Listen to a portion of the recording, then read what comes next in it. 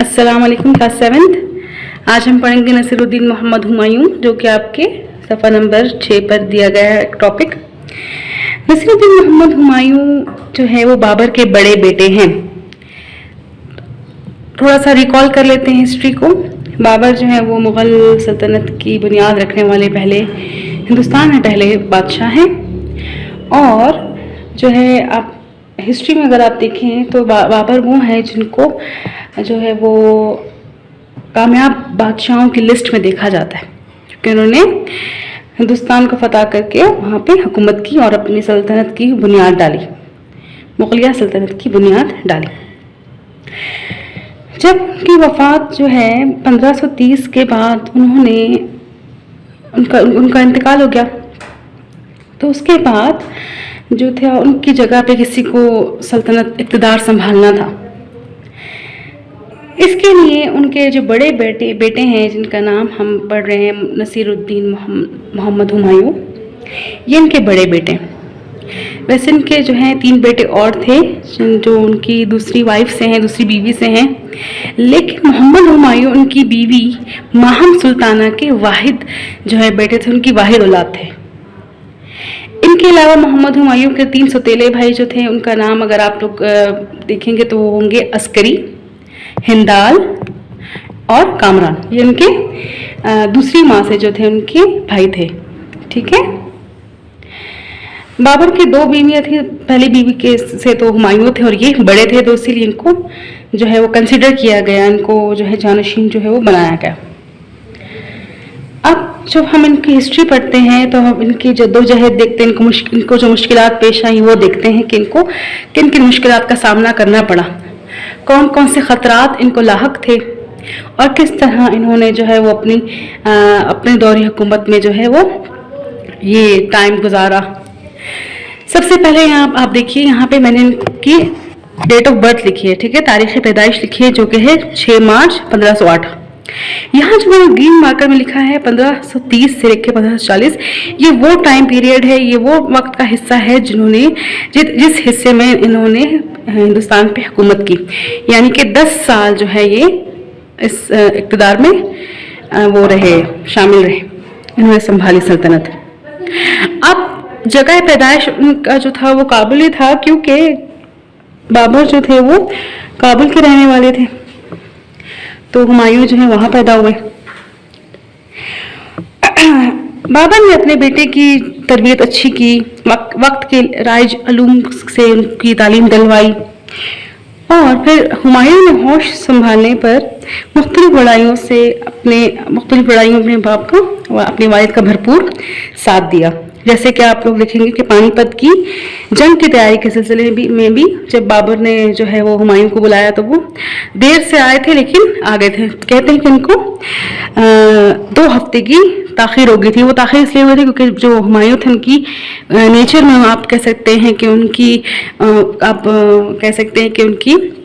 फितरत में थोड़ी सी काहली और सुस्ती थी, जिसकी वजह से वो 2 हफ्ते की ताख़ीर से अपने वालिद के पास पहुँचे। जब वो ताख़ीर से पहुँचे तो उनके वालिद ज़ाहिर सी बात है बहुत ज़्यादा उनसे नाराज़ हुए, लेकिन फिर भी वो पानीपत की जंग में बहुत बहादुरी से लड़े। अब 1530 के बाद जब बाबर का इंतकाल हुआ तो तख्त नशीनी का जब मामला आया तो मुख्तलिफ जो वज़ीर थे, मुख्तलिफ जो वहाँ के आप कह सकते हैं कि जो राय देते थे बादशाहों को और जिनकी राय को अहमियत समझा जाता था, तो मौरखीन के मुताबिक जो है पहले हुमायूं को कंसिडर नहीं किया गया, क्योंकि जो है उनकी सहल पसंदी और गैर मुस्तकिल मिजाजी की वजह से वो इस काबिल नहीं समझे जाते थे कि वो इक़्तिदार संभालें। लेकिन बाद जब उनके वालिद का बाबर का इंतकाल हो गया तो हुमायूं को इत्तेफाक के राय से तख्त नशीन किया गया। जब वो तख्त नशीन हुए तो उनको बहुत से चैलेंजेस का सामना था। इतना आसान तो नहीं था कि वालिद के बाद जो है वो सल्तनत संभाल सके। फौज से लेकर हुकूमती ख़जाने से लेकर और दीगर जो आप कह सकते हैं कि सल्तनत के अपने मसाइल जो थे वो उनको लाहक थे।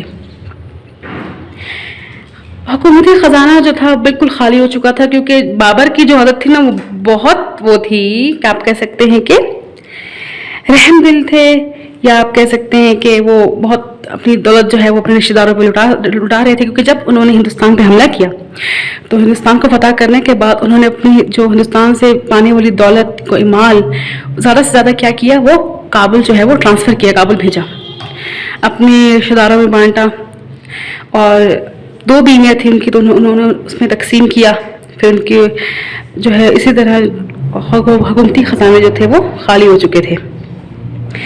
بابر مشکلات پر قابو پانا چاہتے تو تھے، لیکن ان کے لیے اتنے جو تھے آسان نہیں تھے حالات، اور اسی دوران جو تھے ان کی ڈیتھ ہو گئی، ان کی وفات ہو گئی۔ پھر ہمایوں کو اقتدار جب سنبھالنا پڑا تو ان کو سارے چیلنجز جو ہے وہ فیس کرنا پڑے، کیونکہ پانی پت کی جنگ کے بعد جو تھے افغان سردار جو تھے سر اٹھا رہے تھے، اور سلطنت کے اپنی جو ان کے جو بھائی تھے ان کے خلاف ہو گئے تھے، اور ان کے رشتہ دار جو تھے ان کے خلاف ہو گئے تھے، تو ان کو بہت سی مشکلات کا سامنا تھا۔ افغان خطرے کی اگر بات کریں تو بچوں، افغان خطرہ جو ہے وہ اس وجہ سے ہوا کیونکہ ابراہیم لودھی کے بھائی محمود لودھی افغان سرداروں کے ساتھ جو تھے اکٹھا کر کے اپنی طاقت بنا رہے تھے۔ وہ چاہتے تھے کہ وہ ہمایوں کو شکست دے کر دوبارہ ہندوستان پر حکومت قائم کریں۔ اس کے علاوہ جو ہے شیر شاہ سوری جو ہے وہ بھی جو ہے چاہتے تھے کہ ہمایوں کو شکست ہو اور اقتدار کی ذمہ داری انہیں ملے۔ اس طرح جو ہے وہ ہمایوں جو ہے مختلف جو ہے وہ آپ کہہ سکتے ہیں کہ مشکلات کا سامنا کرتے رہے اور پھر ان کا سامنا ہوا شیر شاہ سوری سے۔ شیر شاہ سوری جو ہے وہ آپ کا جو ہے نیکسٹ ٹاپک ہے، جو کہ ہم نیکسٹ لیکچر میں انشاءاللہ پڑھیں گے۔ آج کے لیکچر میں جو ہم نے پڑھا وہ تھا کہ ان کو تخت نشین کس طرح کیا گیا، مشکلات انہیں کون کون سی لاحق تھیں، اور افغان خطرہ کس طرح سے ان کے سامنے آیا۔ یہ آپ جو ہے اپنی بک پہ دوبارہ اس کو پڑھیے گا، اپنے الفاظ میں پڑھیے گا، اور تب تک کے لیے اگلے لیکچر کے لیے جو ہے اللہ حافظ، فی امان اللہ۔